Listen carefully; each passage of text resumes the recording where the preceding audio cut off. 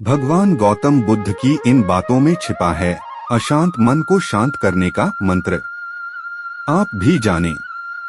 चंचल मन को शांत करना बहुत जरूरी होता है, क्योंकि अशांत मन में कई सवाल होते हैं और यह इधर उधर भटक सकता है।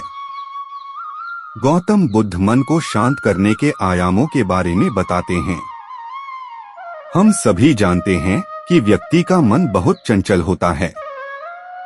यही कारण है कि मन अशांत रहता है और कई तरह के सवालों का जन्म भी अशांत मन के कारण ही होता है।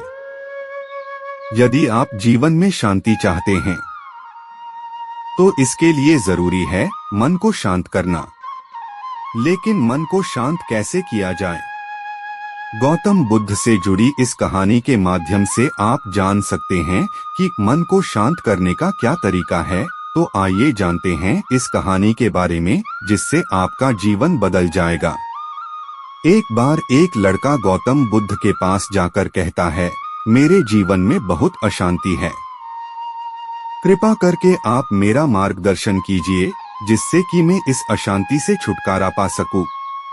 गौतम बुद्ध लड़के से जीवन की अशांति का कारण पूछते हैं। लड़का उत्तर देता है, अत्यधिक विचारों के कारण मेरे भीतर बहुत सारे विचार आते हैं, जिससे मेरा मन अशांत रहता है। बुद्ध मुस्कुराते हुए कहते हैं, ऊपर आकाश की ओर देखो और बताओ कि तुम्हें सूर्य दिख रहा है। लड़का ऊपर देखता है और कहता है, धूप दिख रहा है। बुद्ध उससे पूछते हैं कि अगर तुम लगातार धूप में खड़े रहोगे तब क्या होगा? वह कहता है, मुझे अत्यधिक गर्मी लगेगी और शरीर में बेचैनी होगी। बुद्ध लड़के से कहते हैं कि अगर धूप में खड़े रहने से तुम्हें गर्मी लगती है तो इसमें दोष किसका है, सूर्य के ताप का या तुम्हारा? लड़का कुछ सोचने के बाद कहता है, इसका जवाब आप भी बताइए। बुद्ध कहते हैं, सूर्य का काम है ताप देना और ताप का काम है गर्मी लगाना।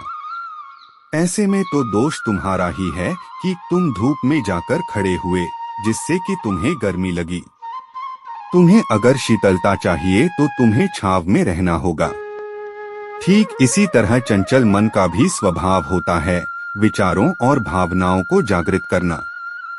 विचार क्षण भर के लिए होते हैं, लेकिन विचार से पैदा हुई भावनाएं देर तक टिकी रहती है।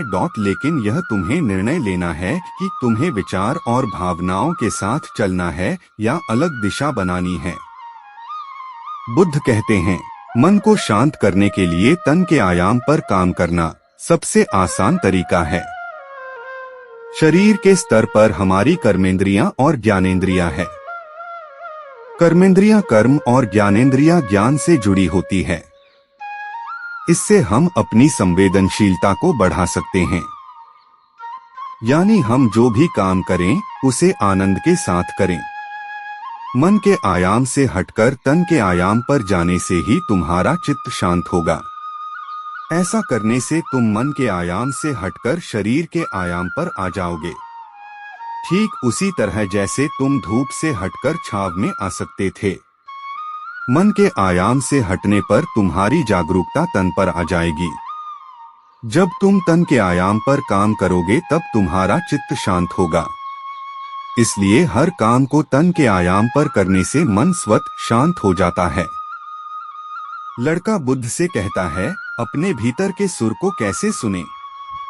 बुद्ध कहते हैं, किसी शांत स्थान पर रहकर, जहां शांति हो, तब अपनी आंखें बंद करो और मन के भीतर चल रहे शोर से हटकर भीतर के सुर को सुनने की कोशिश करो।